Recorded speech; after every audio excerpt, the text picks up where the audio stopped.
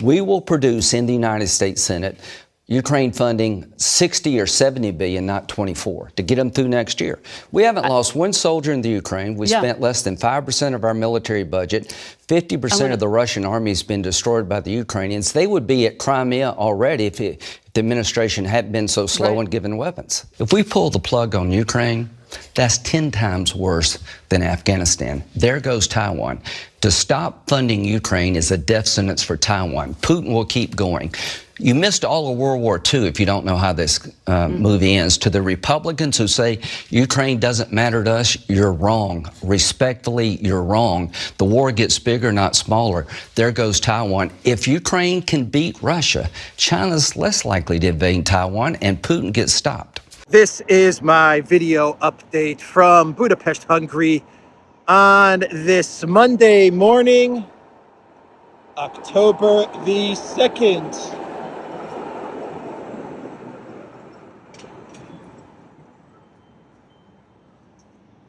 Let's talk about some news, and let's start things off with Lindsey Graham's interview to Face the Nation, where Lindsey Graham revealed that the U.S. Senate is preparing to allocate 60 to 70 billion in aid to Ukraine and to the Zelensky regime.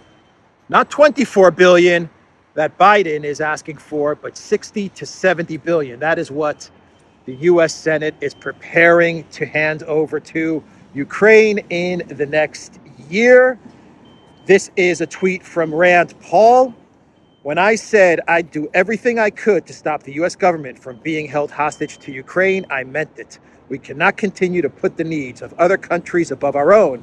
We cannot save Ukraine by dooming the U.S. economy. I'm grateful to all members of Congress who stood with me, but the battle to fund our government isn't over. The forever war crowd will return.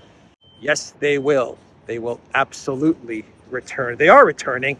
Lindsey Graham said it. 60 to 70 billion is what they are earmarking for money to be sent to the Zelensky regime. Zelensky is going to be very, very happy with this statement from Lindsey Graham.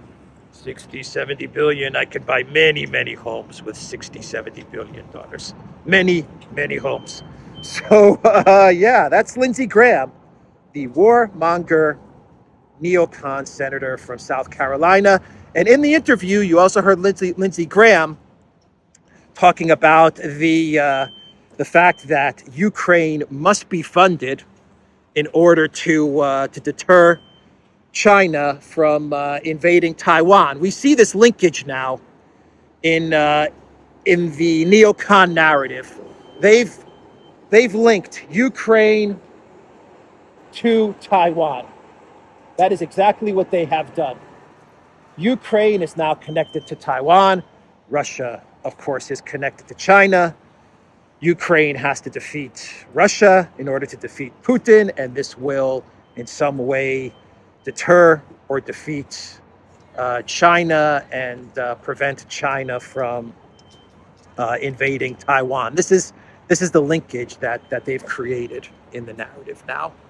And basically, it is the United States telling Ukraine soldiers, you have to fight and die in order to prevent China from invading Taiwan.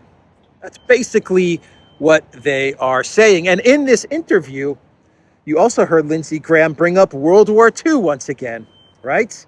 He brought up World War II. He said, I'm trying to remember what he said. He said something along the lines of, we've seen how this movie goes. Putin's not going to stop. We know how World War II played out. We've seen how this movie goes. That's pretty much what he said, implying that, once again, Russia was the villain of World War II, and now we're seeing a repeat of this villainous Russia from World War II back again in 2023. That's basically what Lindsey Graham was implying in the statement, and this has also been a very common thread over the past couple of weeks, actually, is a rewriting of World War II history where Russia has now become the villain of World War II, and the villain is back in the form of Russian President Vladimir Putin.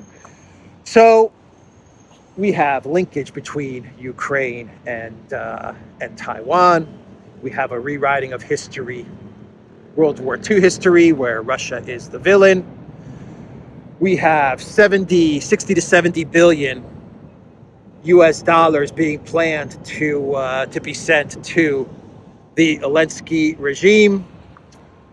This is like a neocon wet dream. This is the neocons are just foaming at the mouth at the escalation that they're preparing over the next year. They want the two-front war. They definitely want the funding for a two-front war. That's for sure, but they want that two-front war. Remember the Blinken Doctrine, where the United States can fight a two-front war? The U.S. can fight both Russia and China. It looks like the neocons are going to put the Blinken Doctrine to the test. So that's Lindsey Graham, everybody. Man, that guy is a psychopath. He is psycho. But they're all going to make a lot of money from the long war, because that's what they're positioning this to be. A long war between the United States, Russia, and China. That's what they're gearing up for. So Joe Biden, he came out with a statement yesterday, and Joe Biden is very upset that Ukraine didn't get the money that he was hoping they would get in this stopgap resolution. But Biden wanted to tell the American people, he wanted to assure the American people that Ukraine would get money. It would be a separate bill, a separate spending package. He said him and McCarthy have discussed this, and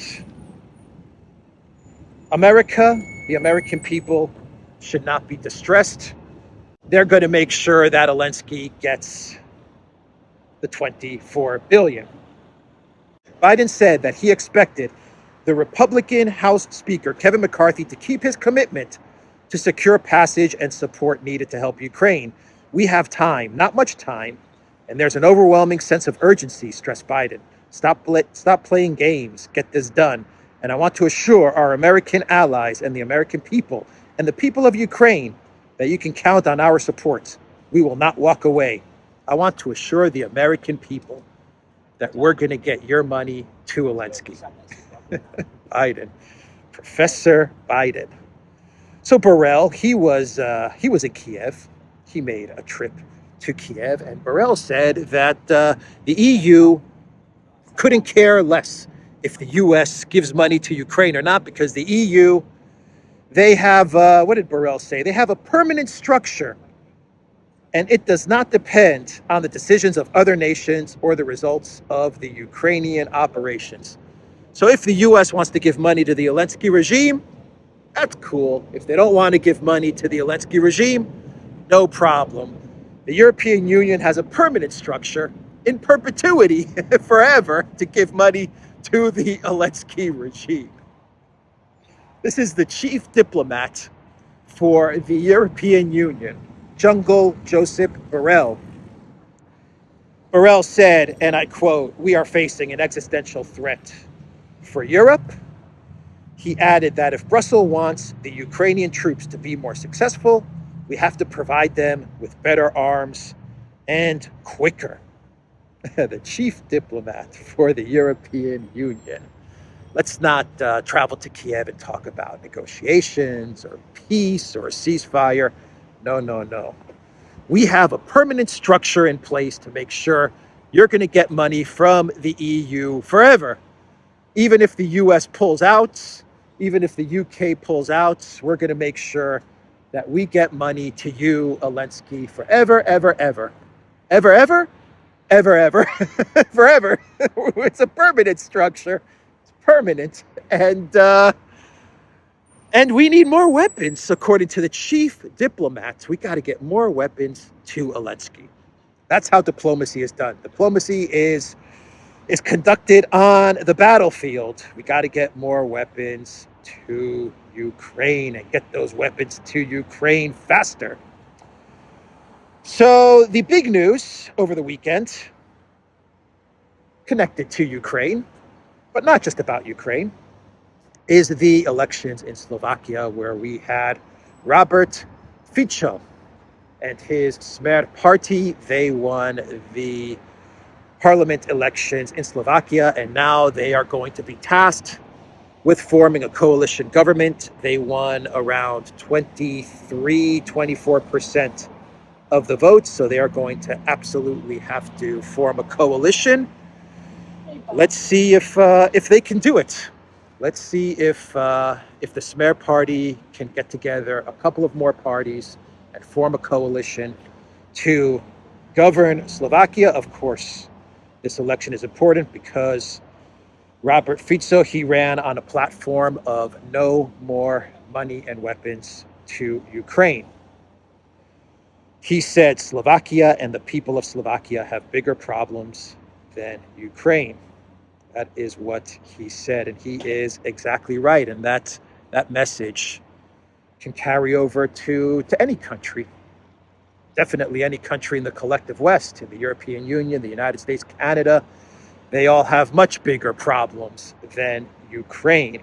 When asked about his party's stance on helping Kiev, Fico said that if his party successfully forms a government, it would still be ready to help, but only in a humanitarian way. We are prepared to help with reconstruction of the state, but you know our opinion on arming Ukraine.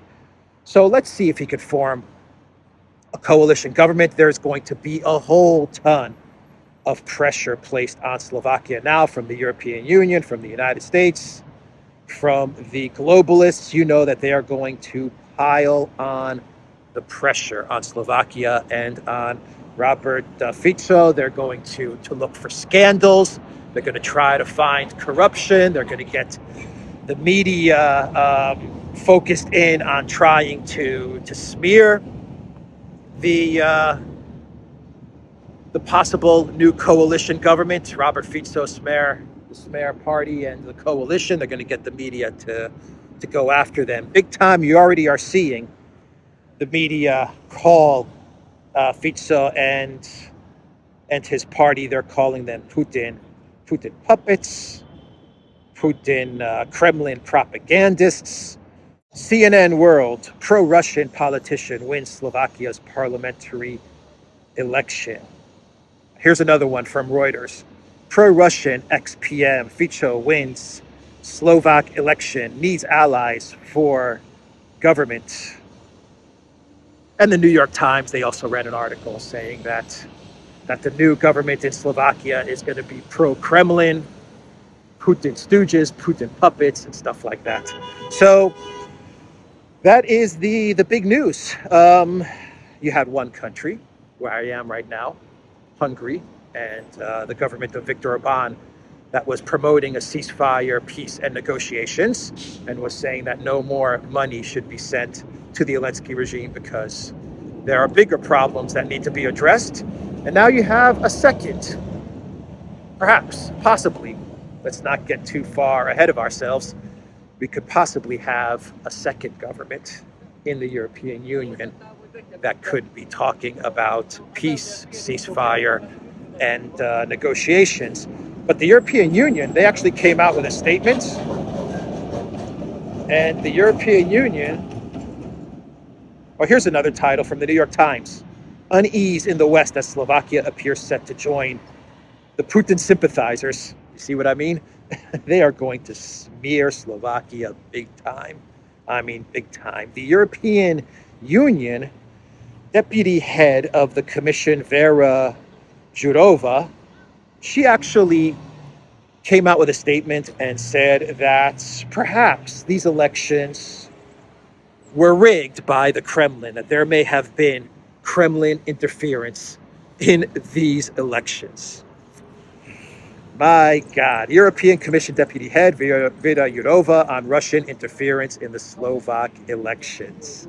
Let me first congratulate the winner of the election, namely the Smer party led by Fico, but also Progressive Slovakia. However, Progressive Slovakia has faced an unprecedented disinformation massacre. We are witnessing a high degree of flooding of the Slovak information space with extreme right-wing as well as pro-Kremlin sources. And then she goes on and on and on. Whatever.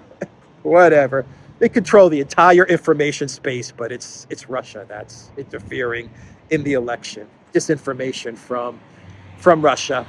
Never let a good crisis go to waste. Isn't that what Rahm Emanuel, the chief of staff for the Obama White House, once said? So the European Union, they're going to use these elections in Slovakia for more censorship. They're going to say that Robert Fico won because of Russian disinformation and Kremlin propaganda. So we need to monitor the information space even more. Even though the EU, they've put a blanket, like a blanket wide across the entire EU block on Russian news. You can't get RT, you can't get TASS, you can't get anything from Russian media across the entire EU. But it was Russian media that helped the Smer party win. Whatever, bro. Whatever. These people, but they're gonna use this to censor more. Absolutely. Never let a good crisis go to waste. Let's see, the Polish prime minister at a campaign event for the Law and Justice party, elections coming up in a couple of weeks. He said, Mr. Morawiecki, he said that it was Poland that welcomed a few Ukrainians under our roofs. It was the Poles that accepted the Ukrainians. It was us. It is worth not forgetting about it, President Zelensky, branding the Ukrainians' leader's speech some weeks ago at the UN Assembly very inappropriate. So that's the statement from Law and Justice at this campaign event. Do you guys want to walk across the bridge? Let's walk.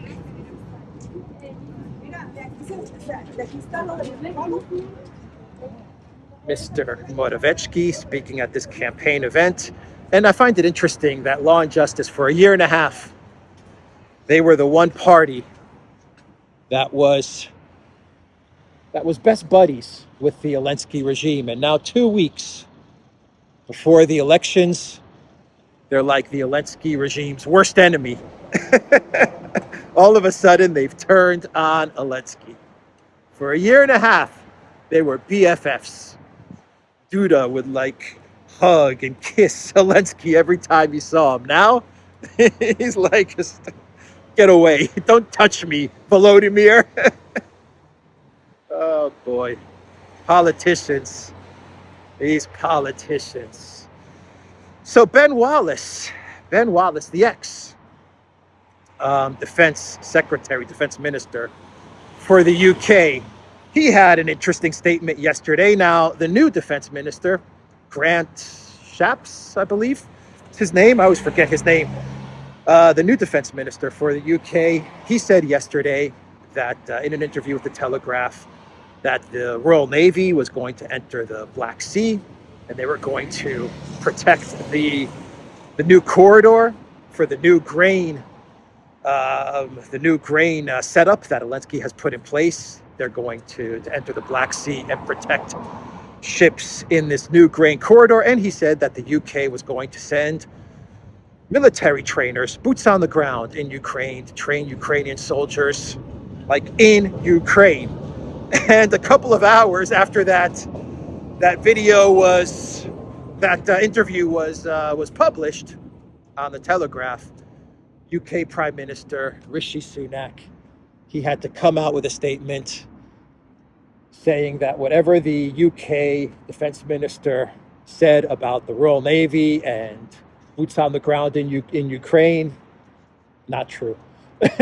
He's like, not true, not gonna happen. It was quick. Sunak came out very, very quick, and he said no boots on the ground in Ukraine, no Royal Navy in the Black Sea, none of that stuff. So, yeah, and The Telegraph, I think The Telegraph actually updated their post as well, the interview they had with the current UK defense minister. defense secretary. And we now have the ex defense secretary, Mr. Ben Wallace. He came out with a statement saying that Ukraine should send the youth, should mobilize the youth, the teenagers, into the military and send them to the front line. that is what this psychopath, the former defense minister of the UK, said. He actually wants Ukraine to start mobilizing the young and sending them to the front. Former UK Defense Secretary, let me stop here. It's a good place to stop. Former UK Defense Secretary Ben Wallace has claimed that Kiev is succeeding in its counteroffensive, but to maintain the momentum and finish the job, President Zelensky must throw more and younger Ukrainians into battle while the West provides them with weapons to defeat Russia. Wallace believes that slowly but surely Ukrainian forces have been adapting tactics, absorbing lessons, and making the best of the equipment we have all gifted them, and that Kiev's victory is imminent as long as the government plays its part. The average age of soldiers at the front is over 40. I understand President Zelensky's desire to preserve the young for the future, but just as Britain did in 1939 and 1941, perhaps it is time to reassess the scale of Ukraine's mobilization, Wallace wrote in an opinion piece published by The Telegraph on Sunday. What a psychopath. What a freaking psychopath. These guys are criminals, man. He's pushing for the Zelensky regime to take teenagers, to take the youth, the future of Ukraine, and send them to the front. Because once again, you see a collective West official connect this conflict to World War II. You see what Wallace said in his post? Just like Britain did in 1939 and 1941. This is deliberate. This World War II connection that we see coming out over the past couple of weeks, this is what they're looking to do. They're looking to turn this into some sort of a World War II threat. This is how they may think they'll convince the citizens of the collective West to go along with a forever long war, is if they turn this into some sort of World War II mission that, wow, beautiful. If they turn this into some sort of World War II mission that the collective West has to fight. This is what they're trying to do. Lindsey Graham is talking about World War II. Ben Wallace is talking about World War II. Send the young to the front, Zelensky. And it's funny that he says that Ukraine is succeeding. It's succeeding, but the military, the average age is 40 years old, and it's succeeding, but we have to mobilize the kids and send them to die. Does that sound like success? Doesn't sound like success to me. These people are crazy. These people are absolutely crazy. CNN, they put out an article. Winter is coming to Ukraine, but Kiev is adapting its tactics. CNN is basically saying that the Ukraine military, they're not going to be using the NATO training combined arms warfare anymore, and now it's all about using small groups of soldiers to advance. CNN says is about being fast and nimble. And as these small soldiers make advances, the Ukraine military will then use long-range missiles to hit deep inside of Russian territory. The chief of the UK's defense staff, Admiral Tony Radakin, has dubbed this strategy as starve, stretch, and strike. But much of the striking is currently done at a long distance. So that's the strategy now.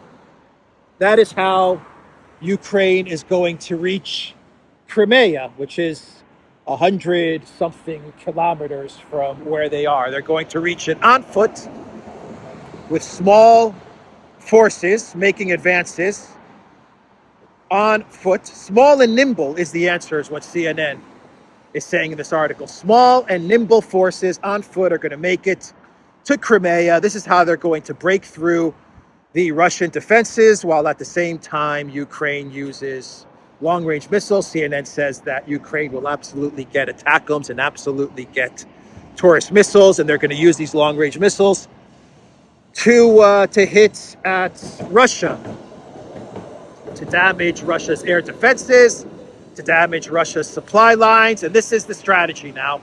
This is the strategy according to CNN. It's going to take some time because it's going to be a long war, but this is how the war is going to be won. Let's see if I have another quote here. U.S. Army Major Robert Ross, writing in War on the Rocks, concurs Ukraine does not have the luxury of conducting maneuver fast offensive actions. It needs to pursue unglamorous attrition, and we must be prepared to support it until it exhausts the Russian invaders.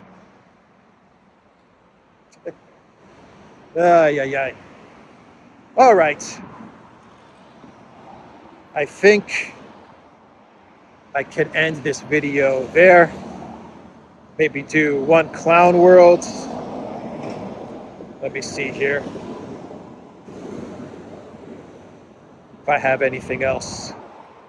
Dmitry Medvedev, he put out a tweet on Telegram after the statements of the UK defense minister and the statements of the German defense committee chair or whatever at the Bundestag, whatever her position is.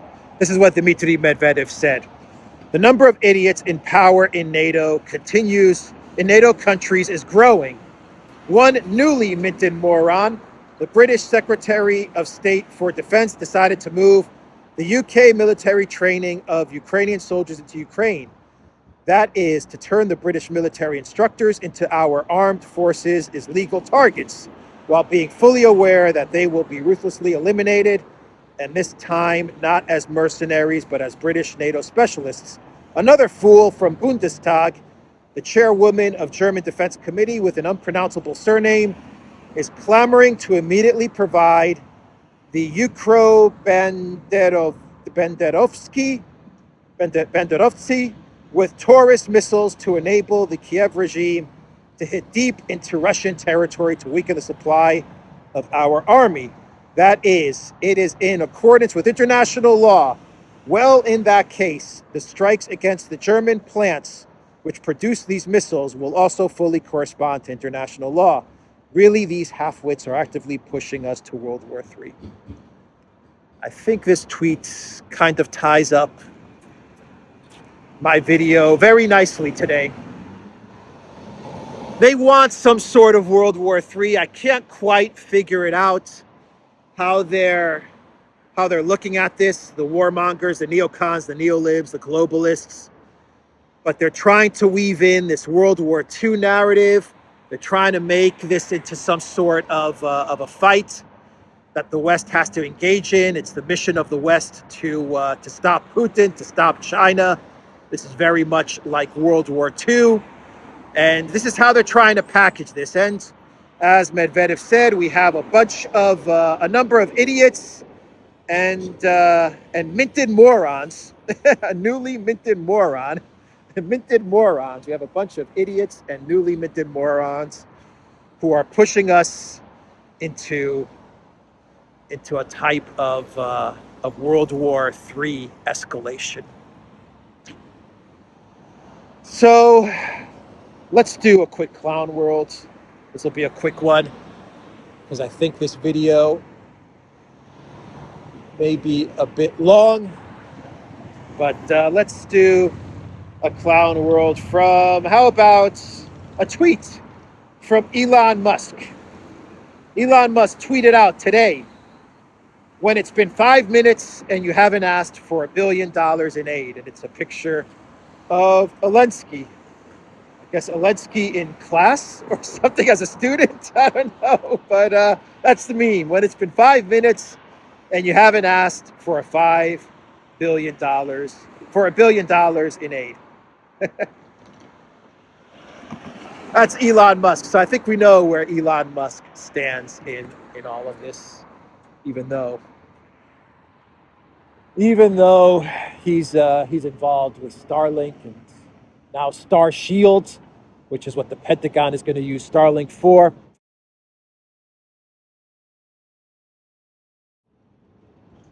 That's the video, theduran.locals.com. We are on Rumble, ODYSEE, BitChute, Telegram, and Rockfin, as well as X, Twitter, and go to the Duran shop. I'm wearing my Greek Duran t-shirt here in Hungary, 10% off. Use the code GOODDAY. Take care.